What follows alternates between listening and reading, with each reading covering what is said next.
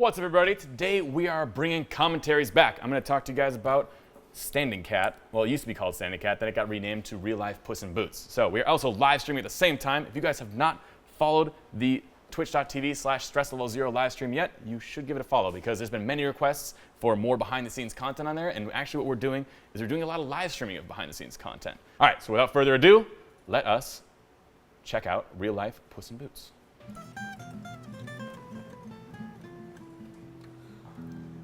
This is an early video idea that we had. It's the cat always gets me. But so the idea was like, I'm like, what? We need to make viral videos. We need to look for ways to make viral videos. And there seem to be all these things going on. Like, how can we use our skills to capitalize on that and figure out how to go from there? So this is a video. I'll show you guys. I'll actually pull up the reference video of where the idea came from. And it was actually from a YouTube comment, which is pretty funny. And then you got to end with an explosion. This explosion was in my yard. Why not, right? You need some way to end it. So I was browsing through viral videos, and I'm like, how can I use VFX to make some stuff? Because it was right when we started the channel. It was like 2 weeks after we started the channel. And this video came out, and the top comment was like, you got to put some boots on that cat. And that was the comment that was sitting right there. So I saw that, and I was like, I can put boots on that cat. You can tell that there's a light source coming from the left here because of the way the cat's lit. And so the key of doing effects like this, anyone who's photoshopped stuff should know. But this is basically just video Photoshop and then using After Effects to track it on there.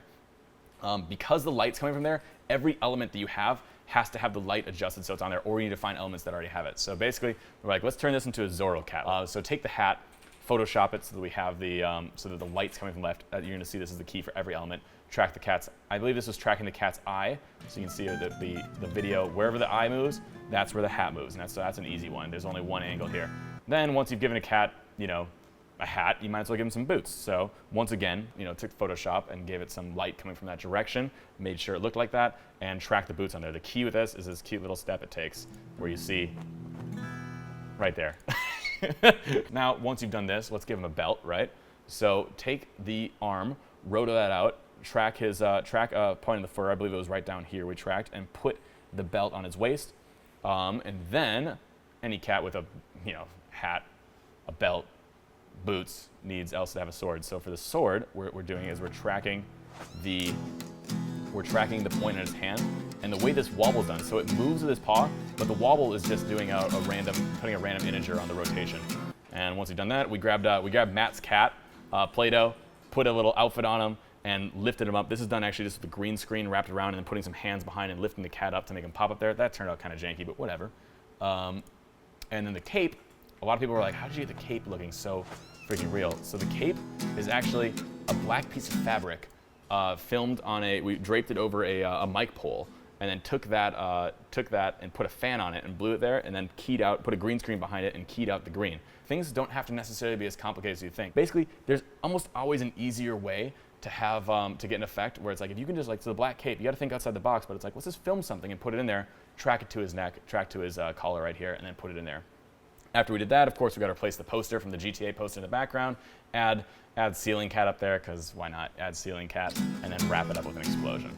And basically, that was it. It took a total of like 5 hours, and that ended up being a pretty viral video where we put it out, and that was one of the first bigger hits that we had, and it kind of proved it's like, just keep your eye out, look for something topical, always look to the comments for something, and create something. And this was an ad, because at the time we didn't even have ads on our YouTube videos, but we figured we could monetize. We didn't even need to monetize it because we're like, what's more important is just getting views. And so Freddie whipped up a quick song on his guitar, played that, and we went from there. And this explosion, the story behind this explosion is, I used to do a lot of, I still do. Pyrotechnics has always been a big hobby of mine. And so this was the biggest explosion we ever did back in my home in Minnesota. This explosion it's like 3 gallons of gas. It's humongous. So pretty much all throughout college and all throughout high school, I wanted to do action movies. Everyone else that I've ever met that's like, I want to make movies.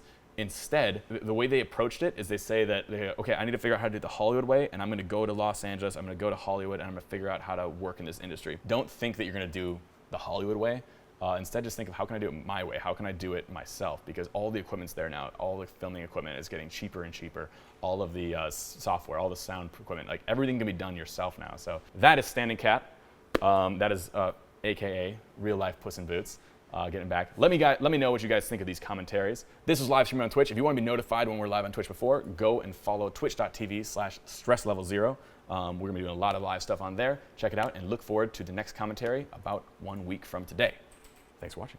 Since this is a fully built environment, it was pretty simple to actually get a 360 out. It's just a matter of figuring out how to screen cap something and having it render in the full equirectangular full 360 view.